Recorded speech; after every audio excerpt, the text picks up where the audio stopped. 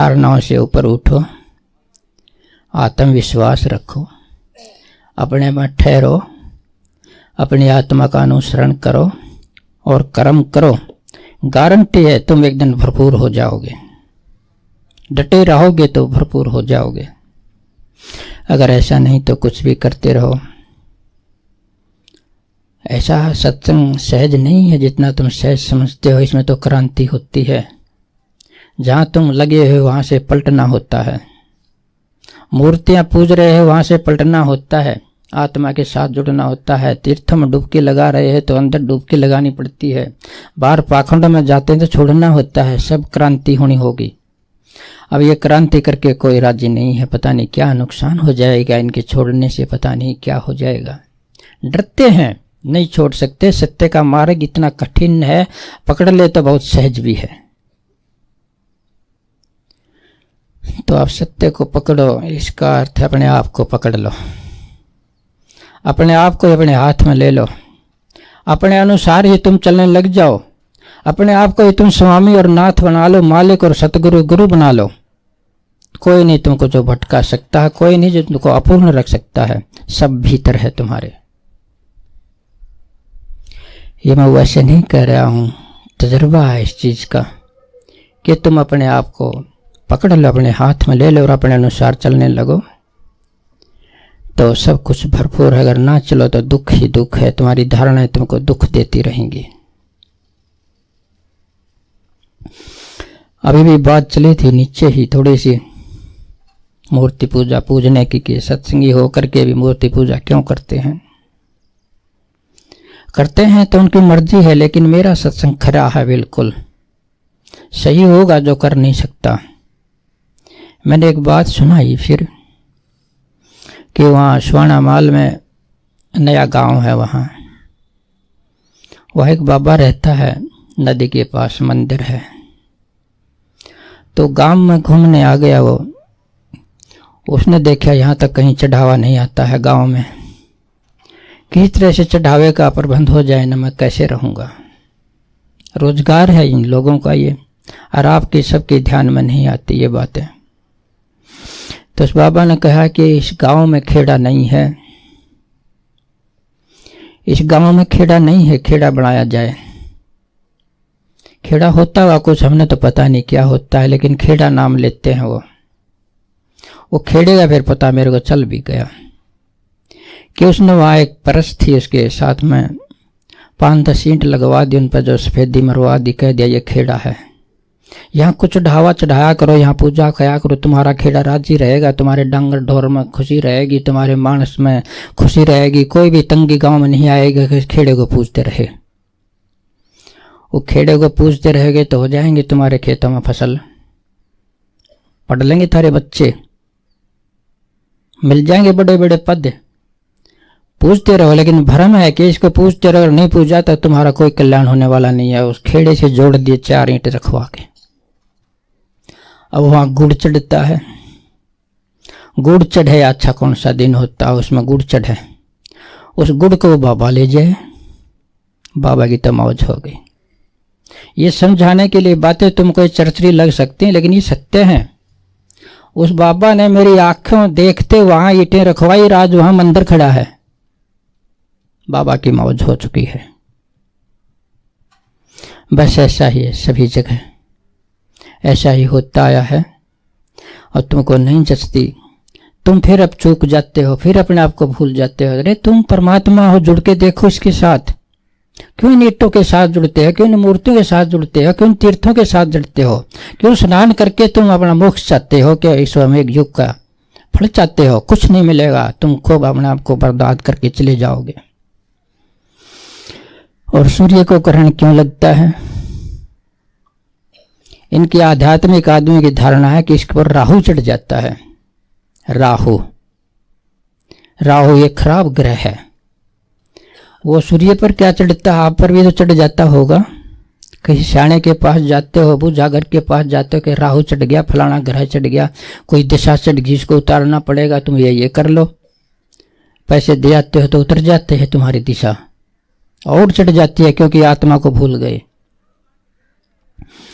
तो इसके ऊपर राहु रोहू कुछ नहीं चढ़ता, इसके ऊपर तो परछाई पड़ती है। ये विज्ञान ने खोज करके बता दिया है कि धरती और सूर्य के बीच में जब चंद्रमा होता है तो चंद्रमा की परछाई सूरज पर पड़ती है। जितने हिस्से पर चंद्रमा की परछाई पड़ती है वो दिखना बंद हो जाता है, उस पर कोई राहु रोहू नहीं चढ़ता है। और अब भी लोग तीर्थों में गोते लगा रहे हैं।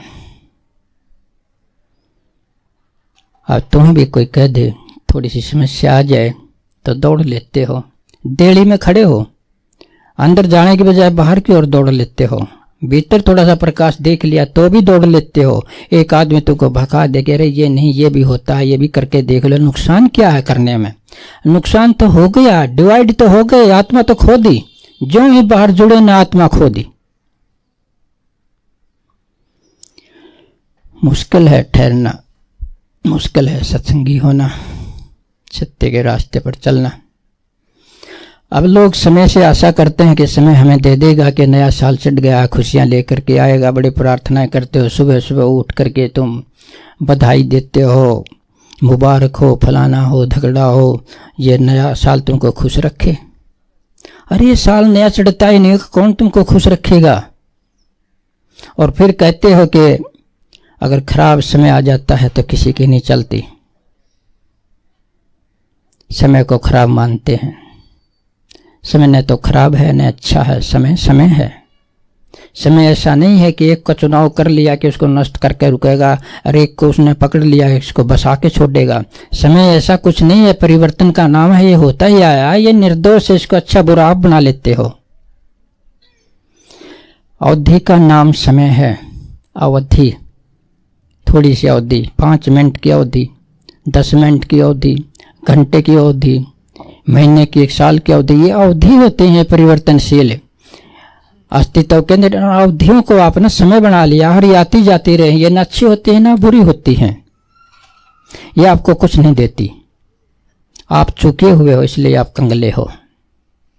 अब 2 बच्चे हैं, समझाने की बात है।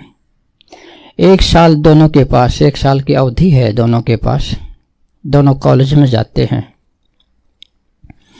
एक तो पढ़ता है, एक पढ़ता नहीं है। अवधि है, 1 साल का समय है दोनों के पास। एक पढ़ता है और एक नहीं पढ़ता है। जो पढ़ता वो पास हो जाएगा, जो नहीं पढ़ता वो फेल हो जाएगा।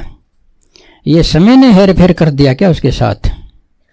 उस 1 साल ने उसके साथ हेर फेर कर दिया क्या? कुछ और है जिसने उसके साथ हेर फेर कर दिया, उसका निकम्मापन है। साल का कोई कसूर नहीं है, महीने का कोई कसूर नहीं है, समय का कोई कसूर नहीं है।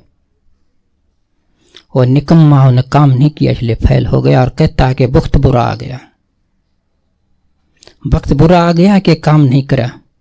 ये तुम निर्णय ले लो, तुम अपना आसरा पकड़ लो इस समय बगब समय सामने, और बाहर की चीजों के चक्कर न काटा करो कि ये हो गया वो हो गया। तुम अपने आप पर विश्वास करो और अपने कर्म पर विश्वास करो और मेहनत करो डट के। सब तुम्हारे अंदर है, सब कुछ आदमी ने अपने अंदर से उगला है। ये माइक मेरे हाथ में है, ये कभी नहीं था। इसको बनवाने वाला भी नहीं था, इसको बनाने वाला भी नहीं था, ये था ही नहीं। ये माइक ये कहां से आ गया भाई? ये आदमी ने अपने अंदर से ही बाहर किया है।